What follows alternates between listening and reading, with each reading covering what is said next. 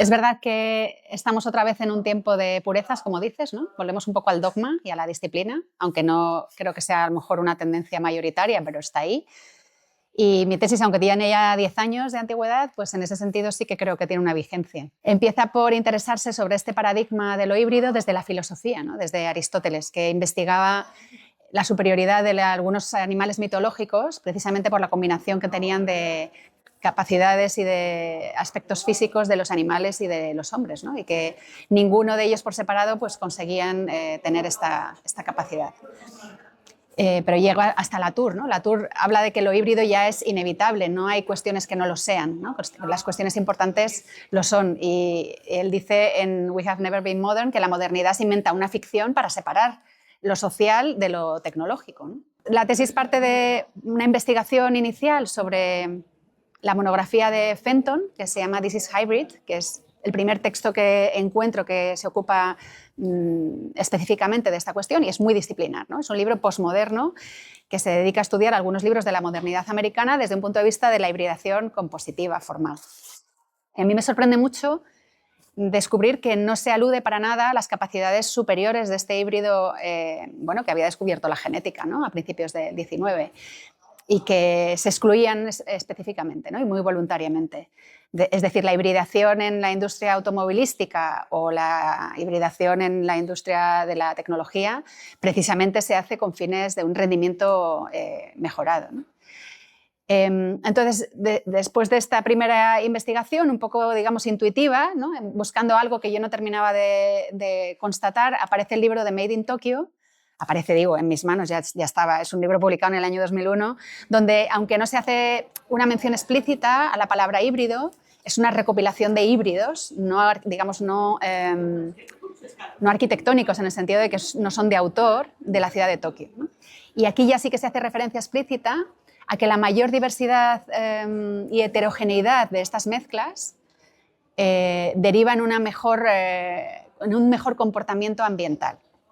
Hablan de un mayor rendimiento de las capacidades ambientales e incluso climáticas de estas mezclas, ¿no? La tesis también se ocupa específicamente de algunas arquitecturas que han utilizado la hibridación y que han tenido, que pueden comprobarse en términos de rentabilidad ambiental, como son los invernaderos victorianos.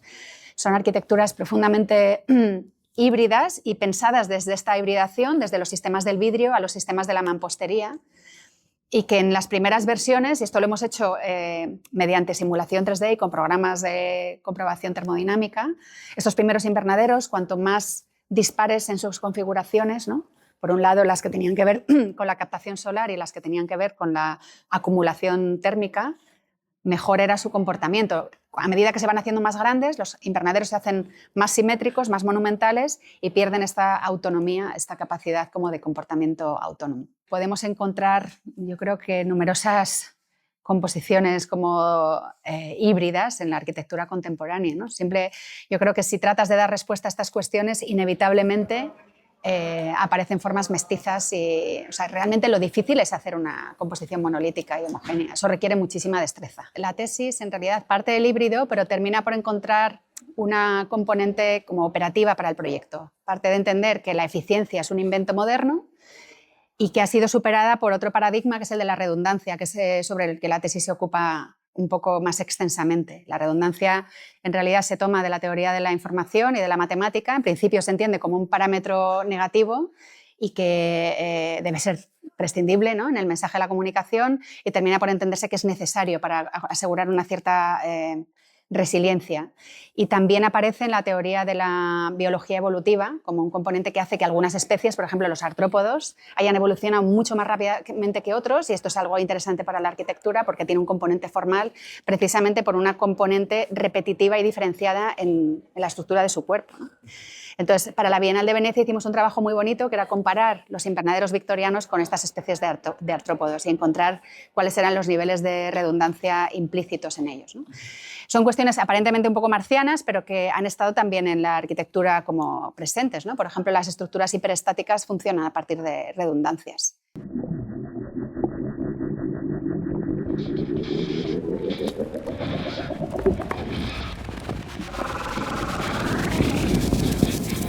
es un término que se ha institucionalizado, ¿no? Se ha convertido en una especie de etiqueta y como tú decías, forma parte de muchas de estas terminologías que se importan en los proyectos europeos, en los proyectos financiados, ¿no? Por un lado, ha tenido la virtud de abrirse camino, ¿no?, en favor de una nueva forma de pensar la ciudad y de intervenir mediante el diseño en la ciudad, alejados un poco de la confianza en la tecnología, pero por otro lado, y el problema reside más aquí, el término se ha expandido con demasiada firmeza, ¿no? Entonces, por un lado, hay una presunción de éxito en estas soluciones, esto que yo llamo solucionismo, que muchas veces impide evaluar hasta qué punto determinadas acciones son necesarias, ¿no? Por otro lado, se han ido configurando como una especie de catálogo, de toolbox, de caja de herramientas, y se utilizan esos términos, en lugar de pensar en intervenciones situadas y que tengan que ver en realidad con las condiciones específicas de los lugares de los que actuamos. Y otra cuestión, que en realidad es la que para mí es más importante, es que muchas veces, y esto no es nuevo, esto ha sucedido también durante la modernidad, o sea, se han malinterpretado los referentes naturales, ¿no? Muchas veces incluso la propia escala a la que observamos esta naturaleza, o sea, las componentes que hacen que un sistema biótico natural sea eficaz o que funcione de manera resiliente, no son observables empíricamente, o sea, hace falta un microscopio para entender cómo funcionan estas estructuras, ¿no? Entonces, en el momento que aparece esta arquitectura metafórica que reproduce, incluso que muchas veces introduce el verde, ¿no?, la retórica del verde de manera indiscriminada, pues introduce problemas nuevos, no solamente no soluciona como pretende hacerlo. Entonces, yo quería hablaros de un ejemplo de un proyecto reciente, de un proyecto europeo que ha sido financiado con el programa LIFE, que es un programa bastante tradicional, que existe antes del programa Horizonte, y donde hemos participado 3 ciudades, Madrid, Cracovia y Leuven, bajo este objetivo común de adaptar, de introducir adaptaciones en la ciudad, en los barrios, para mejorar la resistencia y la adaptación al cambio climático. Entonces, me parece interesante ver cómo que cada una de las ciudades ha tenido que diseñar sus propias medidas, porque los retos climáticos a los que nos enfrentamos en Madrid, que tienen más que ver con la isla de calor, no tienen nada que ver con los de Leuven, que tienen que ver con flooding, con inundación, o los de Cracovia, que tienen que ver con la sequía y, ¿no?, con la escasez de agua potable. Y por otro lado, otra cuestión muy importante es que estas soluciones o estas cuestiones más de índole técnica han tenido que interrelacionarse muy fuertemente con la componente social, ¿no? El proyecto se ocupaba específicamente de atender a poblaciones vulnerables. En Madrid hemos trabajado en el barrio de San Cristóbal, que es el barrio más pobre, la puerta de la inmigración de Madrid, y en los colegios, o sea, digamos, es lo vulnerable de lo vulnerable, en 2 o 3 colegios públicos, a través de intervenciones en los patios. O sea, luego se ha concretado mucho en cuestiones en realidad aparentemente muy, digamos, sencillas, ¿no?, que tienen que ver con retirar la pavimentación de los patios, con sustituir una valla de hormigón por una valla como mucho más ligera, que permite que entre y que ventile mucho mejor, y la conexión visual y emocional de los niños con el contexto de arbolado de un pequeño bosque de pinos, un pequeño pinar que existe en inmediaciones del colegio, ¿no? Y que, sin embargo, han requerido de cuestiones más complejas en términos de adaptar los manuales de mantenimiento y los catálogos de materiales del Ayuntamiento de Madrid a estas soluciones. Frente a este parámetro de las soluciones basadas en la naturaleza, o este término, que en realidad procura una cierta domesticación de esa naturaleza aparentemente externa al fenómeno urbano, aparecen otras agendas como la del rewilding, la resilvestración, que en realidad se ocupa de devolver la autonomía a estos sistemas bióticos mediante protocolos de mantenimiento reducido.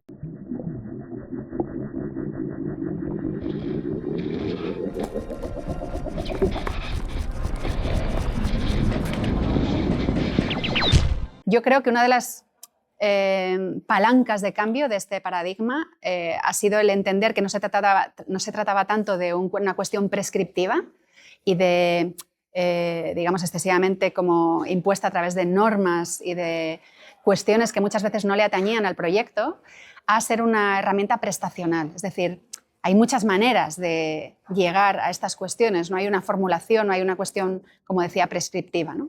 Esto por un lado. Por otro lado, también creo que la arquitectura tiene un papel especialmente relevante e ilusionante, yo diría, porque tenemos, por un lado, las herramientas de identificación y de análisis desde el punto de vista científico de lo que atañe a la crisis climática. O sea, podemos analizarlas, revisarlas, entenderlas.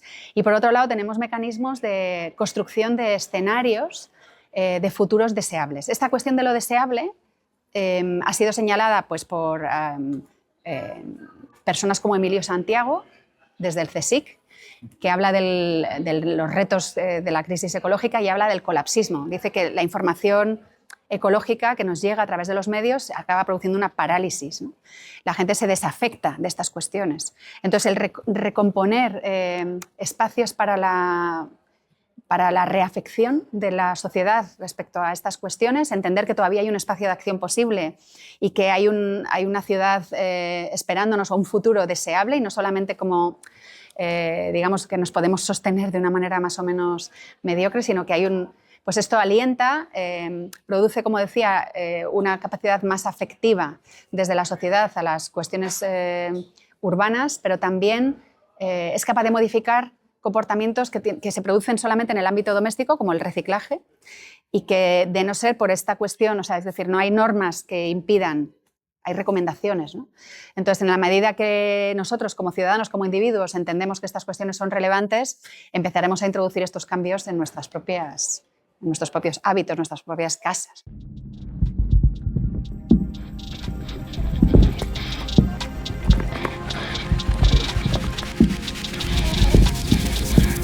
Yo creo que estamos acostumbrados a que la academia ha llegado casi siempre tarde, ¿no? A los retos sociales. O sea, hay un cierto delay, tiene una resistencia, en especial las escuelas politécnicas que tienen una tradición como muy fuerte, ¿no? Entonces cuesta mucho cambiar las estructuras. Es decir, no solamente es que introduzcamos pedagogías capaces de atender a estos retos de manera casi como en tiempo real, sino que las propias estructuras académicas deben de cambiar. Me explico.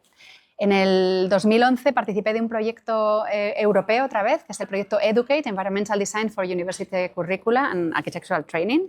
Era una iniciativa europea para entender cuáles eran las rutas y las estrategias de habilitación de los arquitectos europeos de cara a dar respuesta a estos retos, ¿no? A estas demandas del cambio climático, entendiendo que estaban algo marginales en muchas de las titulaciones en Europa, ¿no? Entonces, era muy interesante porque se entendió que el tema de la sostenibilidad ecológica requería necesariamente de estructuras de integración interdepartamental mucho más fuertes y mucho más poderosas, cosa que en una escuela como la nuestra, como en la Politécnica, es difícil, ¿no? Empieza a ser algo que ya resuena incluso desde la propia dirección de la escuela, empieza a haber un interés por producir sistemas de integración. El máster habilitante, que debería ser el espacio de integración por excelencia, empieza a moverse muy lentamente en esta dirección, ¿no? Pero sigue habiendo como esta cosa de las asignaturas.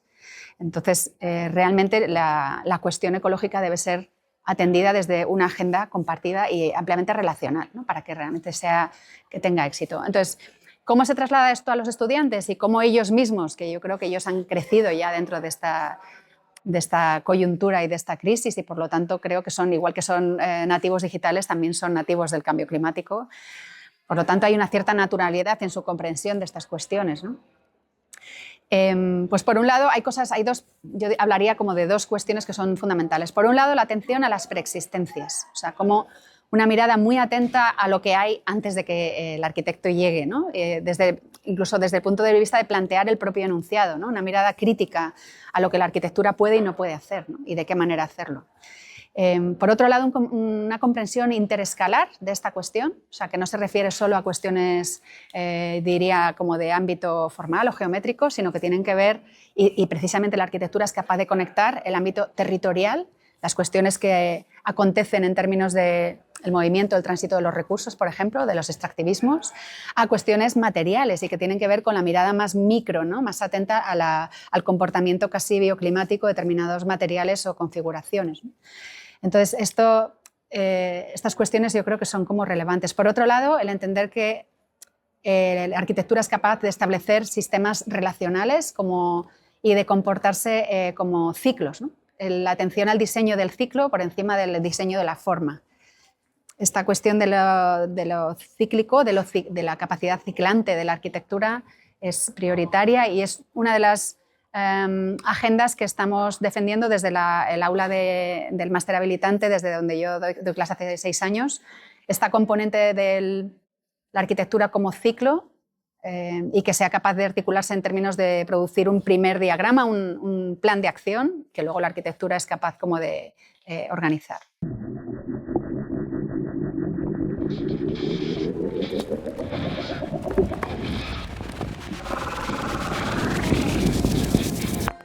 Hay gente que dice que la buena arquitectura es necesariamente sostenible, ¿no? Y que en realidad es algo que está implícito. Yo creo que requiere de un cierto entrenamiento, o sea, no es tan intuitivo.